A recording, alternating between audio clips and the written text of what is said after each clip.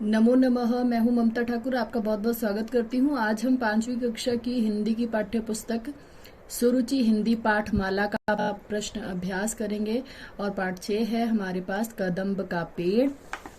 इसका प्रश्न अभ्यास देखिए। मौखिक भाग में पहला प्रश्न है, यह कविता किसने लिखी है? तो उत्तर है सुभद्रा कुमारी चौहान ने। कविता में बालक कहाँ छिपने की बात कहता है? पत्तों में छिपने की। बालक किसके स्वर में अम्मा को बुलाना चाहता है? उत्तर है बंसी के स्वर में। माँ क्यों घबरा जाती है? बालक को सामने ना देखकर माँ घबरा जाती है। लिखित भाग में पहला प्रश्न देखिए। कदम्ब की डाली नीचे होने पर बालक क्या करता? तो उत्तर कदम्ब की डाली नीचे होने पर बालक फिर ऊंचे पर चढ़ जाता। ख भाग, बालक की कौन सी इच्छा कविता में व्यक्त हुई है? उत्तर बांसुरी बजाने की, पेड़ पर चढ़ने की, पत्तों में छिपने की और माँ के साथ खेलने की इच्छा कविता में व्यक्त हुई है। माँ ईश्वर से क्या विनती करती? माँ ईश्वर से अपने बालक के पेड़ से नीचे उतरने की विनती करती। अगला प्रश्न देखिए। बालक कब नीचे उतरकर आता? तो उत्तर होगा जब माँ आंख बंद करके ईश्वर से कुछ विनती करती, तब बालक धीरे धीरे नीचे उतरकर आता। अगला प्रश्न देखिए। माँ कब खुश हो जाती? जब माँ आंख खोलने पर बालक को सामने देखती तो खुश हो जाती। दूसरा प्रश्न देखिए। कविता की पंक्तियां पूरी कीजिए। सुन मेरी, यहाँ पर ये जो है आप कविता में देखकर इस वाले भाग को आप स्वयं कर सकते हैं, क्योंकि कविता की सहायता से ही आपको इन पंक्तियों को पूरा करना है। तो अच्छा होगा यदि आप इस कविता को कंठस्थ कर लें, अर्थात याद कर लें, ताकि आपको यहाँ पर जो है पुस्तक देखकर ये पंक्तियां पूरी ना करनी पड़े। आप कंठस्थ कर लें तो आप स्वयं ही इन पंक्तियों को लिख सकते हो। आगे चलिए भाषा ज्ञान में देखिए। बच्चों, जैसा कि आप जानते हैं कि जो शब्द संज्ञा या सर्वनाम की विशेषता बताते हैं उन्हें विशेषण कहते हैं, और जो शब्द क्रिया की विशेषता बताते हैं उन्हें क्रिया विशेषण कहते हैं। जैसे मैं भी उस पर बैठ कन्हैया बनता धीरे धीरे। तो यहाँ पर जो ये धीरे धीरे शब्द है ये क्रिया विशेषण है, अर्थात क्रिया की विशेषता बता रहे हैं। और क्रिया यहाँ पर क्या है? कन्हैया बनना। तो कन्हैया कैसे बना जाएगा? धीरे धीरे। तो कन्हैया बनने की जो क्रिया है उसकी विशेषता यहाँ पर धीरे धीरे शब्द द्वारा व्यक्त की जा रही है, इसलिए धीरे धीरे शब्द यहाँ पर क्रिया विशेषण है। तो नीचे दिए गए वाक्यों में क्रिया विशेषण शब्दों को ढूंढकर सामने लिखिए। पहले कोशिश कीजिए कि आप स्वयं ही इनके उत्तर आप स्वयं ढूंढें, और उसके बाद जो मैं उत्तर बताऊंगी उनसे अपने उत्तर का मिलान कीजिए कि आपका उत्तर सही है या गलत है। तो पहला भाग देखिए। क, तुम्हें नहीं कुछ कहता पर मैं चुपके चुपके आता। यहाँ पर चुपके चुपके क्रिया विशेषण है। मुझे देखने काम छोड़कर तुम बाहर तक आती। यहाँ पर बाहर क्रिया विशेषण है। किसी तरह नीची हो जाती यह कदम्ब की डाली। यहाँ पर नीची शब्द जो है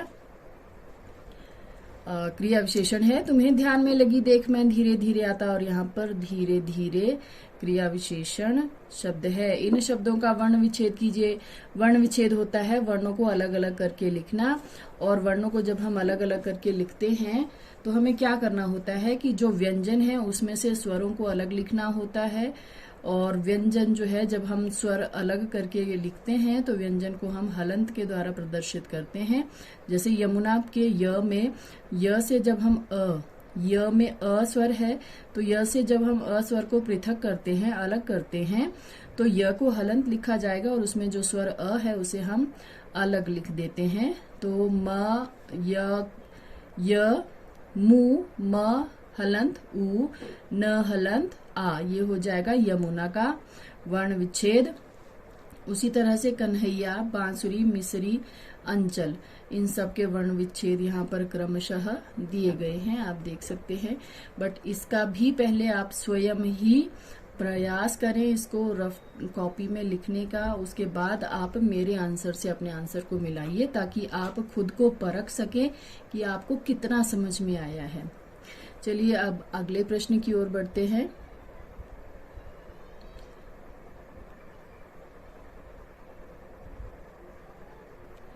अगला प्रश्न देखिए, प्रश्न 3, इन शब्दों के दो दो पर्यायवाची शब्द लिखिए।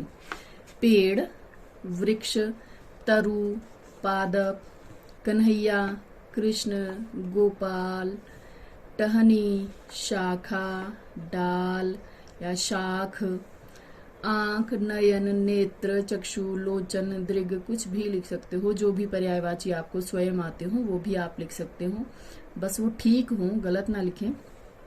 ईश्वर, ईश, प्रभु, हृदय, मन, जी। कविता में से 5 अनुस्वार वाले और 5 अनुनासिक वाले शब्द छांट कर लिखिए। तो अनुस्वार होता है जिनमें अंक की मात्रा होती है, और अनुनासिक होता है जिनमें चंद्र बिंदु होता है। तो यहाँ पर कविता में से आप स्वयं भी लिख सकते हैं, क्योंकि आपको पता है कि अंक की मात्रा वाले कौन से वर्ण कविता में आए हैं, कौन से शब्द कविता में आए हैं, और कौन से शब्द जो है अनुनासिक वाले कविता में आए हैं, वो आप स्वयं भी चुनकर लिख सकते हैं। आपकी सहायता के लिए मैंने भी चुनकर यहाँ पर लिख दिए हैं। प्रश्न 5 देखिए, कर लगाकर शब्द बनाइए। हंस में कर जोड़ेंगे तो हंसकर, चढ़ में कर जोड़ेंगे चढ़कर, घबरा में कर जोड़े घबराकर, फैला में कर जोड़ेंगे तो फैलाकर। उसके बाद अगला प्रश्न देखिए, कविता में से 5 संज्ञा शब्द चुनकर उनके वाक्य बनाइए। मैंने कुछ 5 संज्ञा शब्द स्वयं इस कविता में से चुने हैं। आप कुछ और भी चुन सकते हो, क्योंकि आपको पता है संज्ञा शब्द कौन कौन से होते हैं। संज्ञा शब्द वो होते हैं जो किसी का नाम प्रदर्शित कर रहे हों, अर्थात किसी का भी नाम जो है संज्ञा कहलाता है। तो कोई भी संज्ञा शब्द आप कविता में से चुनकर लिख सकते हैं और उनके आपको वाक्य बनाने हैं। तो मैंने यहाँ पर शब्द लिए हैं बांसुरी, राजा, माँ, पेड़, खिलौना। तो इनके आप स्वयं भी वाक्य बना सकते हैं। आपकी सहायता के लिए मैंने 5 संज्ञा शब्द यहाँ पर दे दिए हैं, और आप इन्हें स्वयं भी कर सकते हैं। तो ये तो था इसका प्रश्न अभ्यास।